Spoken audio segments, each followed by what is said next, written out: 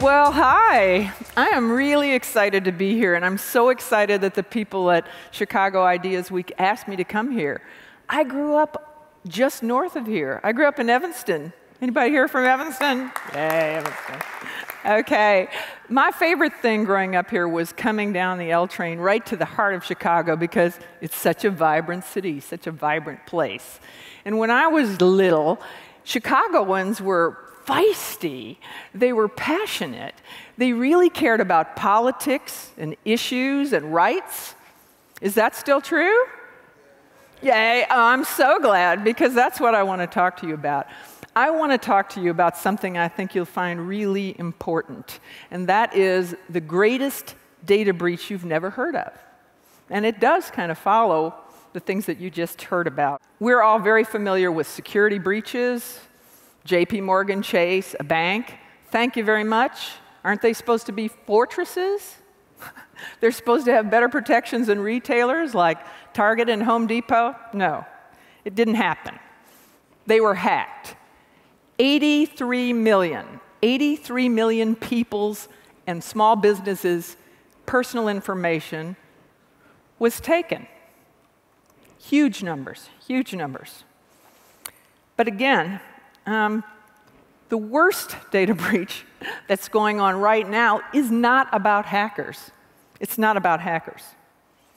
In fact, it happens every day, it's legal, and it happens millions of times a day and affects everyone in this country, really, every man, woman, and child. And it's not the same as a security breach. It's a privacy breach. Most people don't tell you how those two words are different. I do. You got to start with a definition. What's the definition of privacy? Privacy is simple. It means your right to control sensitive information. Your right to set your own boundaries about who knows what. That's privacy. The greatest data breach you've never heard of is a privacy data breach. It's a privacy data breach. And what I'm talking about are the uses of our information inside of companies, by insiders, inside of government. And these companies, these people buy, sell, and trade our most sensitive information, personal information. They violate privacy rights.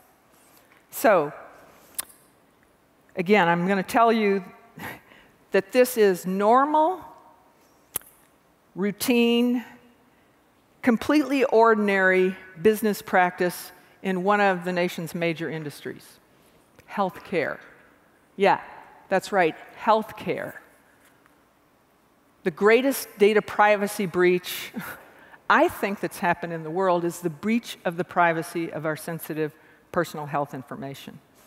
So last January, I happened to come across an SEC filing to sell stock for this company.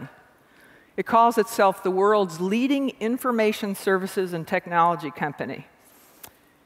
And guess what it described? Their business model is buying, selling, and trading health information. Health information. With 100,000 health data suppliers and 780,000 live daily data feeds. And what they do with this data is they create extremely detailed, longitudinal, real-time profiles of 500 million people. 500 million. This is a lot bigger than JP Morgan Chase. 500 million people globally, and that includes all of us. These profiles contain information about electronic health records, they contain prescription records, they have claims data, and they have everything you tweet, everything you post on social media in there too. It's all in there. And they have, oh, by the way, merely 5,000 customers. 5,000 customers, including the US government. Okay. So why do I care so much about privacy. Why have I been thinking about this for 35 years, and why does it matter to me so much? And it's pretty simple. I'm a physician. I'm a psychiatrist, and I'm a Freudian analyst, and we listen very carefully to people. We listen very carefully. And so when I first hung out my shingle, I learned about privacy from my patients. People came to my office, really, this was the first week, and they said, if I pay you cash, will you keep my records private? Sure, of course. But why did they ask that? Okay, there were information breaches, data breaches, even in the paper world, even back then. Data got out, it got to employers, it got to insurers, it got to lawyers, it got to ex-spouses, it caused harms. So privacy breaches have always been with us. But today, things are really different.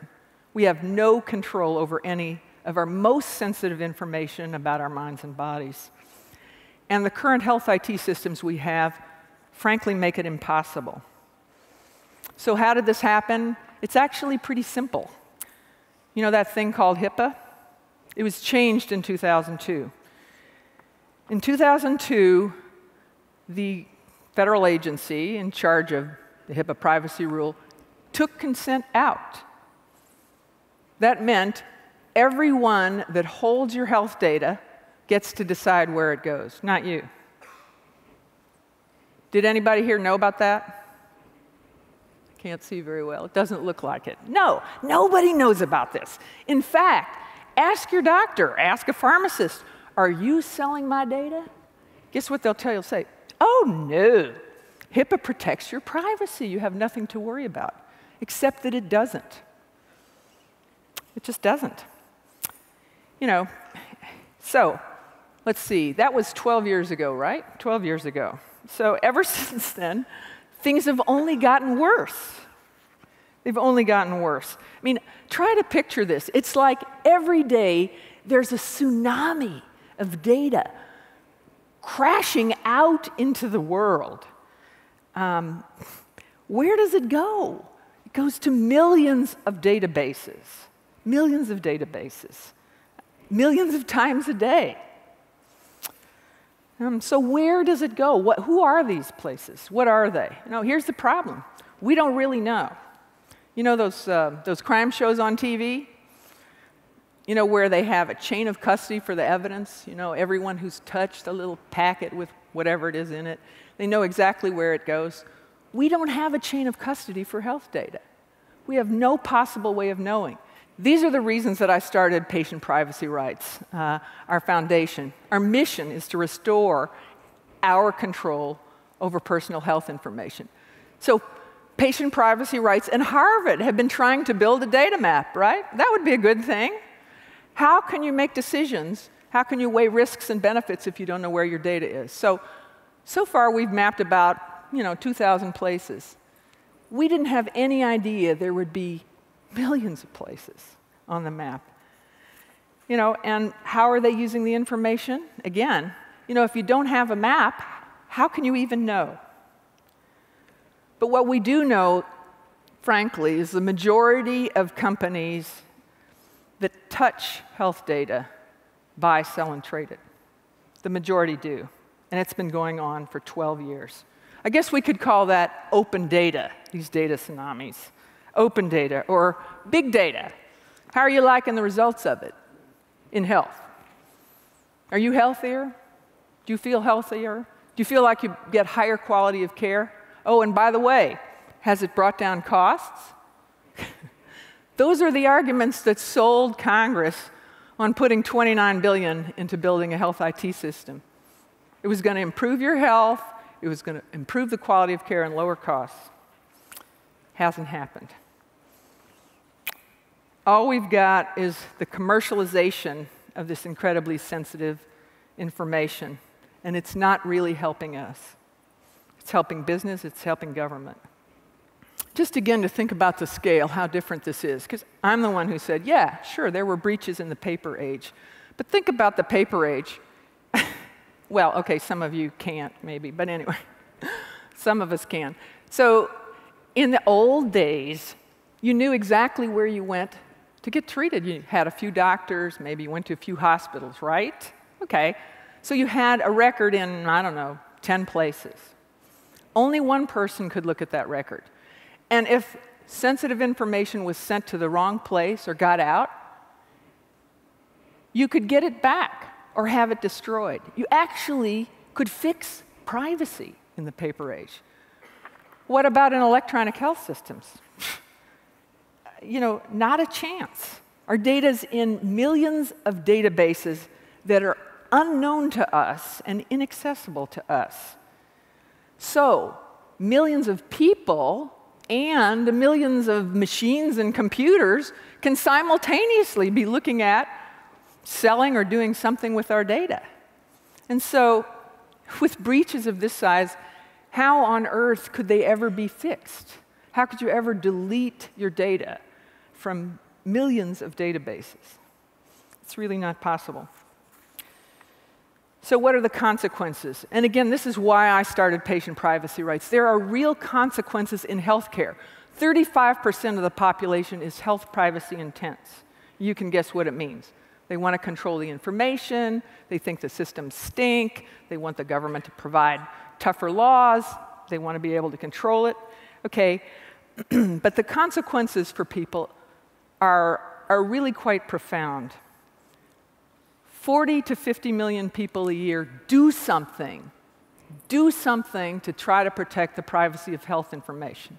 They take action. 1 in 8, 37.5 million, hide information. Lie, omit. Anybody done that? And another 5 to 10 million people do something even worse. They delay or avoid treatment for really major conditions: cancer, mental illness, depression, sexually transmitted diseases.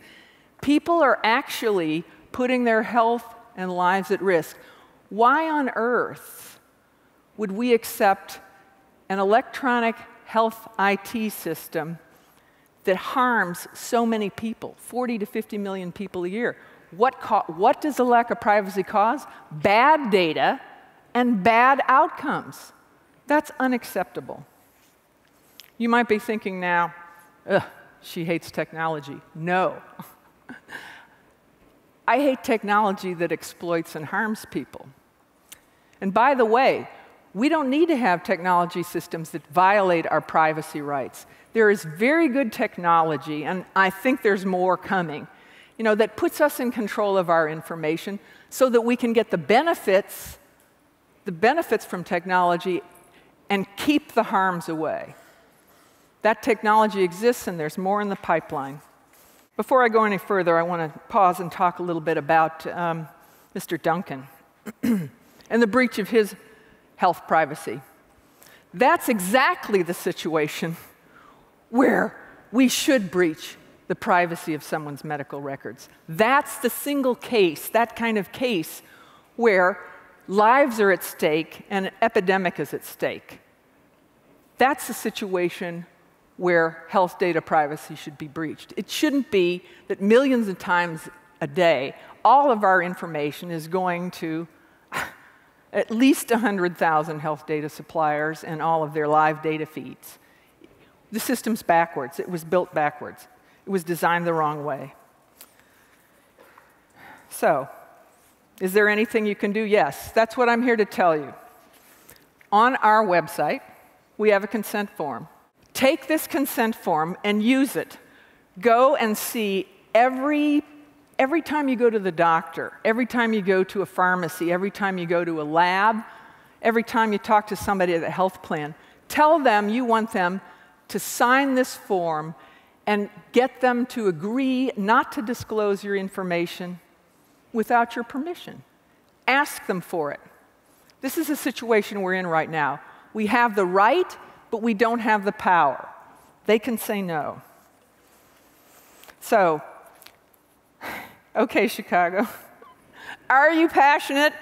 Are you passionate enough to fight for privacy?